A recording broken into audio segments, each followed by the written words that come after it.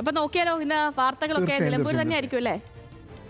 ഞാൻ സ്കൂൾ പ്രവേശനം പിന്നെ കുറച്ച് മാറ്റി വെക്കുന്നു. ഇപ്പോൾ ഞാൻ നിലമ്പൂരിലേക്ക് പോവുകയാണ്. കാരണം നിലമ്പൂരിലാണ് ഈ ഉപതെരഞ്ഞെടുപ്പ് പ്രഖ്യാപനം വന്നു, അതിനുശേഷം സ്ഥാനാർത്ഥികളായി. പക്ഷേ സ്ഥാനാർത്ഥികളാകുമ്പോഴാണ് ഈ നിലമ്പൂരിൽ രാഷ്ട്രീയ കളി വലിയ വാർത്തയാകുന്നത്. ഇന്നലെ മുതൽ ആ രാഷ്ട്രീയ കളി വലിയ വാർത്തയാണ്. പത്രങ്ങൾ എങ്ങനെയാണ് അത്തരം വാർത്തകൾ കൈകാര്യം ചെയ്തിട്ടുള്ളതാണ് നമ്മൾ നോക്കാൻ പോകുന്നത്.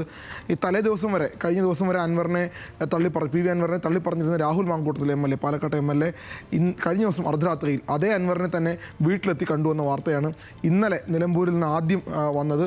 അത് പത്രങ്ങൾ എങ്ങനെയാണ് കൈകാര്യം ചെയ്തതെന്ന് നോക്കാം. അത് കാരണം സാമൂഹ്യ മാധ്യമങ്ങളൊക്കെ വൻ ട്രോളായി മാറിയ ഒരു സംഭവമാണ്. പക്ഷേ പത്രങ്ങൾ പലരും അതിനെ ഉൾപേജിലേക്ക് ഒതുക്കാൻ തന്നെയാണ് ശ്രമിച്ചിട്ടുള്ളത്. ആ വാർത്തയെ മാതൃഭൂമി ഒരു കാർട്ടൂണിൽ ഒതുക്കി, മനോരമ 9-ാം പേജിൽ നൽകി.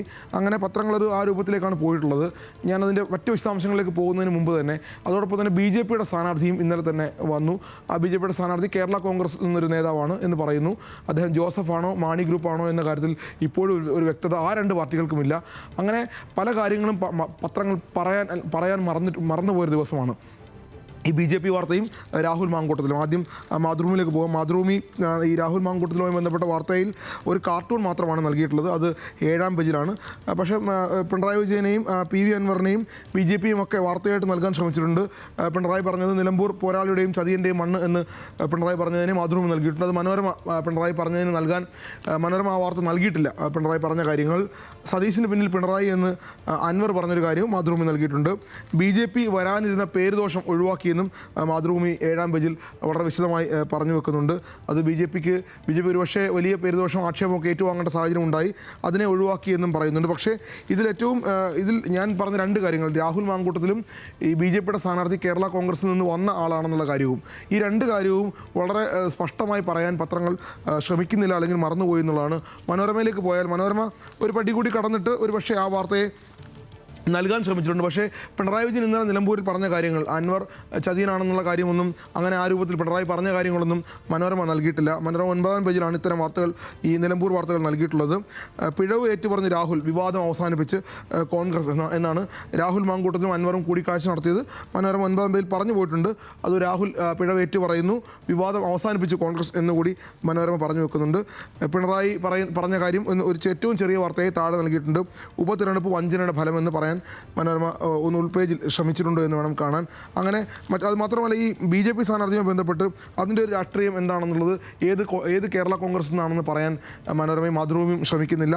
അത് BJP സ്ഥാനാർത്ഥി എന്ന് മാത്രമാണ് പറഞ്ഞു വെക്കുന്നത്. കേരള കോൺഗ്രസ് എന്ന് ഉൾപേജിൽ ഒരു ഉൾവരിയിൽ മാത്രം ഒതുക്കാൻ ശ്രമിച്ചിട്ടുണ്ട്. പക്ഷേ അടർത്തിയെടുത്ത വാർത്തയൊന്നും അങ്ങനെ ആ രൂപത്തിൽ, ഒരുപക്ഷെ ഇത് കോൺഗ്രസിൽ നിന്നോ CPM-ൽ നിന്നോ ഒരാളെ അടർത്തിയെടുത്ത് സ്ഥാനാർത്ഥിയാക്കിയെങ്കിൽ ഒരുപക്ഷെ 1-ാം പേജിൽ വലിയ വാർത്തയാകുമായിരുന്നു. അത് പറയാനാണ് ഞാൻ ഇത്രയും പറഞ്ഞത്. മാതൃഭൂമി മനോരമയും 1-ാം പേജിൽ വലിയ വാർത്തയാക്കി നൽകുകയാണ് സാധാരണ ചെയ്യുക. CPM-ൽ നിന്നാണ് ഒരാൾ അടർത്തിയെടുത്ത് BJP സ്ഥാനാർത്ഥിയാക്കിയെങ്കിൽ വലിയ വാർത്തയാകുമായിരുന്നു. പക്ഷേ കേരള കോൺഗ്രസിനായതുകൊണ്ട് അത് ചെറിയ വാർത്തയായി മാറി. പക്ഷേ ഏത് കേരള കോൺഗ്രസ് ആണെന്നോ അതിൻ്റെ രാഷ്ട്രീയമോ ഒന്ന് പറഞ്ഞു വെക്കാൻ പത്രങ്ങൾ തയ്യാറായില്ല എന്നൊരു വിമർശനം കൂടി തോന്നുന്നുണ്ട്. മറ്റൊന്നുള്ളത്, ഏറ്റവും പ്രധാനപ്പെട്ട കാര്യം, ഈ ഇന്നലെ ഏറ്റവും ഒടുവിൽ ഈ അൻവറിന് വേണ്ടി ഇത്രയും നാൾ സംസാരിച്ചത് മുഴുവൻ ലീഗാണ് കോൺഗ്രസിനോട്. മുസ്ലിം ലീഗ് വളരെ ആത്മാർത്ഥമായി അൻവറിന് വേണ്ടി സംസാരിക്കുന്നു, അൻവറിനെ ഘടകകക്ഷിയാക്കണമെന്നൊക്കെ പറയുന്നു. പക്ഷേ കഴിഞ്ഞ ദിവസങ്ങളിലെ തീരുമാനങ്ങൾ നമ്മൾ കണ്ടതാണ്. VD സതീശൻ എന്ന ഒറ്റയാൻ നിന്നുകൊണ്ട് അൻവറിനെ എടുക്കേണ്ട എന്ന് തീരുമാനിക്കുന്നു. അതിൽ ലീഗിന് അതൃപ്തിയുണ്ട് എന്നുള്ള കാര്യം എല്ലാ പത്രങ്ങളും, ഇന്നലെ ചാനലുകളൊക്കെ അത് പറഞ്ഞു, പക്ഷേ എല്ലാ പത്രങ്ങളും പറയാൻ മറന്നു, അല്ലെങ്കിൽ ഉൾപേജിൽ പോലും ഉൾപ്പെടുത്താൻ മറന്നുപോയി എന്ന് വേണം കാണാൻ. ഞാൻ ദേശാഭിമാനി പോലുള്ള പത്രങ്ങളിലേക്ക് പോകുന്നില്ല. വലിയ പത്രങ്ങൾ, മാതൃഭൂമിയും മനോരമയും പോലുള്ള വലിയ പത്രങ്ങൾ അത് ഒരുപക്ഷെ കൊടുക്കാൻ ശ്രമിച്ചിട്ടില്ല. പക്ഷേ ഇന്ത്യൻ എക്സ്പ്രസ് 1-ാം പേജിൽ നന്നായി നൽകിയിട്ടുണ്ട്. IUML fumes at Satheesan's handling of Anwar's episode എന്നാണ് പറയുന്നത്. അൻവറിൻ്റെ എപ്പിസോഡ് കൈകാര്യം ചെയ്യുന്നതിൽ VD സതീശൻ്റെ ഇടപെടൽ, അക്കാര്യത്തിൽ ലീഗിന് വലിയ അതൃപ്തിയുണ്ട് എന്ന് ഇന്ത്യൻ എക്സ്പ്രസ് 1-ാം പേജിൽ വലിയ വാർത്തയായിട്ട് നൽകിയിട്ടുണ്ട്. മലയാള പത്രങ്ങൾ അക്കാര്യത്തിൽ എന്തുകൊണ്ടോ ലീഗിനോട് സ്നേഹമുള്ളതുകൊണ്ടാണോ എന്നറിയില്ല, എന്തായാലും, അല്ലെങ്കിൽ കോൺഗ്രസിനോട് സ്നേഹം കൂടിക്കൊണ്ടാണോ എന്നറിയില്ല. എന്തായാലും ആ വാർത്ത 1-ാം പേജിൽ നൽകാൻ മറ്റ് പത്രങ്ങളൊക്കെ മറന്നുപോയിട്ടുണ്ട്. പക്ഷേ എക്സ്പ്രസ് ആ വാർത്ത 1-ാം പേജിൽ നൽകിയിട്ടുണ്ട്. ഒരു പക്ഷേ ഇത് അതിൻ്റെ ഒരു രാഷ്ട്രീയ രൂപത്തിൽ നൽകാൻ ദേശാഭിമാനി പോലും തയ്യാറായിട്ടില്ല എന്നുള്ളതാണ് അതിൻ്റെ കൗതുകം. ദേശാഭിമാനിക്ക് ഇനി അതെന്തുകൊണ്ട് കിട്ടിയില്ല എന്നും നമുക്കറിയില്ല. എന്തായാലും ഇങ്ങനെ നിലമ്പൂരുമായി ബന്ധപ്പെട്ട് വലിയ രാഷ്ട്രീയ കളി ഇനി നടക്കാണ്ടിരിക്കുന്നുണ്ട്. ഇന്നലെ മുതലാണ് ആരംഭിക്കുന്നത്. ആ ആരംഭിച്ച കാര്യങ്ങളിൽ പത്രങ്ങൾ ചില കാര്യങ്ങൾ തമസ്കരിക്കുന്നു. രാഹുൽ മാങ്കൂട്ടത്തിൽ അർദ്ധരാത്രിയിൽ പോയി അൻവറിനെ കാണുന്നു. അതിനുശേഷം BJPയുടെ സ്ഥാനാർത്ഥി കേരള കോൺഗ്രസിൽ നിന്ന് വരുന്നു. അതിനുശേഷം ലീഗിന് വലിയ അതൃപ്തി ഉണ്ടാകുന്നു. ഇതൊക്കെ നമ്മൾ കണ്ടതാണ്. ഇന്നലെ ലൈവായി കണ്ട കാര്യങ്ങൾ, വാർത്തയാക്കുന്ന കാര്യത്തിൽ ചില പത്രങ്ങൾ, പ്രധാനപ്പെട്ട പത്രങ്ങൾ, വലിയ പത്രങ്ങൾ മറക്കുന്നു എന്നാണ് നമുക്ക് പറയാനുള്ളത്. ഇനിയുള്ളത് ഏറ്റവും പ്രധാനപ്പെട്ട മറ്റൊരു കാര്യം, ഇന്നലെ മാതൃഭൂമിയുടെ ഒന്നാം പേജിലെ വാർത്ത മറ്റു പത്രങ്ങൾക്ക് എല്ലാവർക്കും നഷ്ടമായതാണ്. ഞാൻ ഇന്നലെ എടുത്തു പറഞ്ഞ കാര്യങ്ങളിലൊന്നാണത്. അതായത് കേരളം പ്രളയകാലത്ത് വിദേശ സംഭാവന സ്വീകരിക്കണമെന്ന് കേരളം ആഗ്രഹിക്കുമ്പോൾ, അല്ലെങ്കിൽ 700 കോടി തരാൻ UAE തയ്യാറായപ്പോൾ അത് വേണ്ട എന്നും കേരളം വിദേശ സംഭാവന സ്വീകരിക്കേണ്ട എന്നും ഇന്നലെ മാതൃഭൂമി ഒന്നാം പേജിൽ വലിയ വാർത്തയാക്കിയിരുന്നു. അത് ഒരുപക്ഷെ ആ 700 കോടി കിട്ടിയതെങ്കിൽ കേരളത്തിന് വലിയ ആശ്വാസകരമാകുമായിരുന്നു ഒക്കെ നമ്മൾ പറഞ്ഞ കാര്യമാണ്. അത് ഇന്നലെ മറ്റു പത്രങ്ങൾക്ക് നഷ്ടമായിപ്പോയി, മിസ്സായിപ്പോയി.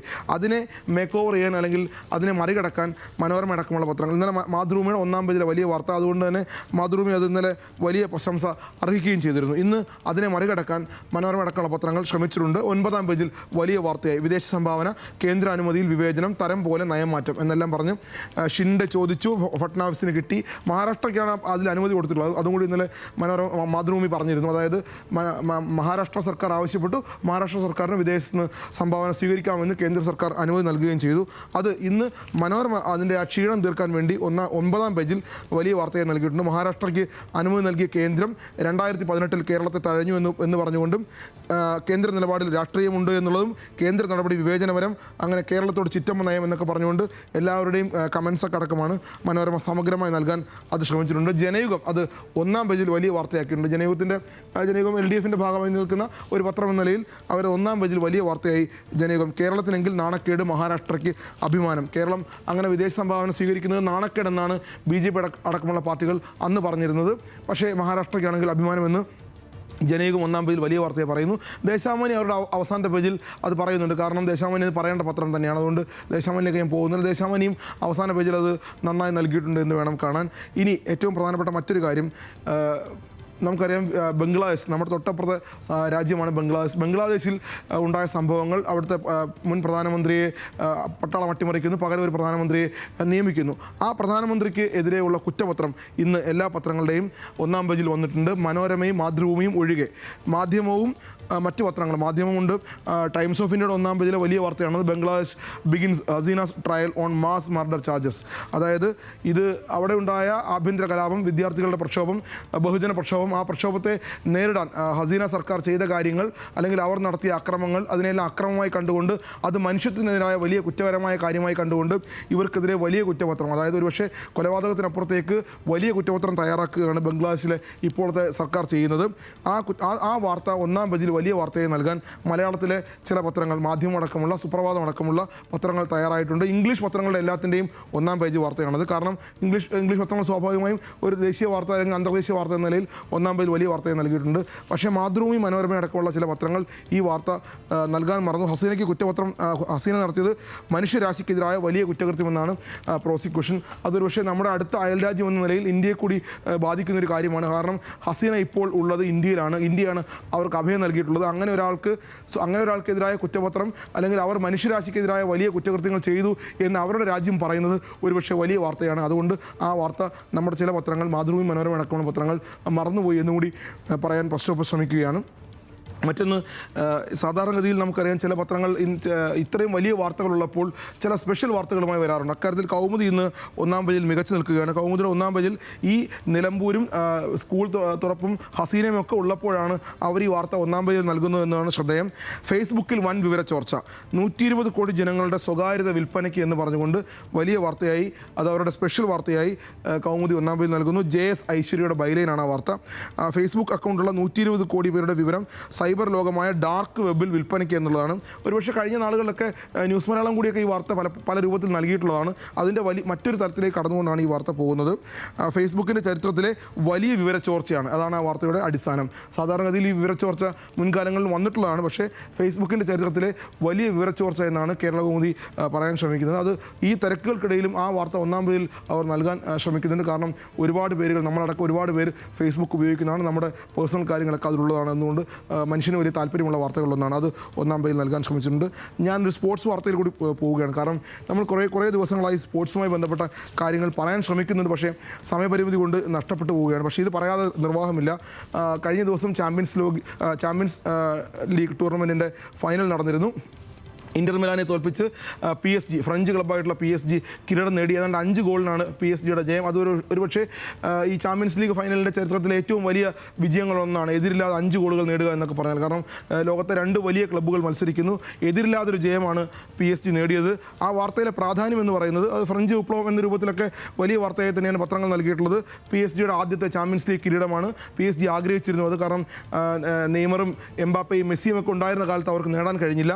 പക്ഷേ അതിലൊരു പ്രാധാന്യമുള്ള വാർത്തയായി നമുക്ക് തോന്നുന്നത് എൻറിക്കെ, അതിൻ്റെ പരിശീലകൻ എൻറിക്കെ, നമുക്കറിയാം മുമ്പ് ബാഴ്സയുടെ പരിശീലകനായിരുന്നു, അദ്ദേഹത്തിൻ്റെ മാലാഖ PSG-യുടെയും എന്ന് പറഞ്ഞുകൊണ്ട്. അതായത് ആ വാർത്ത ഇങ്ങനെയാണ്: മനുഷ്യരൂപമെടുത്ത മാലാഖമാരാണ് പെൺമക്കൾ. 9-ാം വയസ്സിൽ മണ്ണിൽ നിന്നും വിണ്ണിലേക്ക് മറഞ്ഞ മാലാഖയുടെ ഓർമ്മകൾ ഇന്ന് മ്യൂണിക്കിലെ അലിയൻസ് അരീന സ്റ്റേഡിയത്തിൽ തലയടിച്ചു. അതായത് ഈ എൻറിക്കയുടെ മകൾ മുൻപ് ക്യാൻസർ ബാധിച്ച് മരിച്ചുപോയി. ആ വാർത്ത അല്ലെങ്കിൽ അതുകൊണ്ട് അതിനെ ഓർമ്മപ്പെടുത്തുന്ന ഒരു ചിത്രം വലിയൊരു രൂപത്തിൽ കൊടുത്തിരുന്നു ആ സ്റ്റേഡിയത്തിൽ. അതുകൊണ്ട് തന്നെ എൻറിക്കയ്ക്ക് കൂടി സന്തോഷമുള്ള, അല്ലെങ്കിൽ ഫുട്ബോൾ ആരാധകരെ വൈകാരികമായി ബാധിക്കുന്ന ഒരു വാർത്ത കൂടി ആയതുകൊണ്ട് അതുകൂടി പറഞ്ഞു പോകുന്നു. മറ്റൊന്ന് സ്കൂൾ തുറക്കലാണ്. സ്കൂൾ തുറക്കലുമായി ബന്ധപ്പെട്ട് എല്ലാ പത്രങ്ങളും 1-ാം പേജിൽ സമഗ്രമായി വലിയ വാർത്തകൾ നൽകിയിട്ടുണ്ട്. അതുകൊണ്ട് തന്നെ ഞാൻ അതിലേക്ക് പോകുന്നില്ല. സേതു. ശരി ശ്രീജിത്ത്.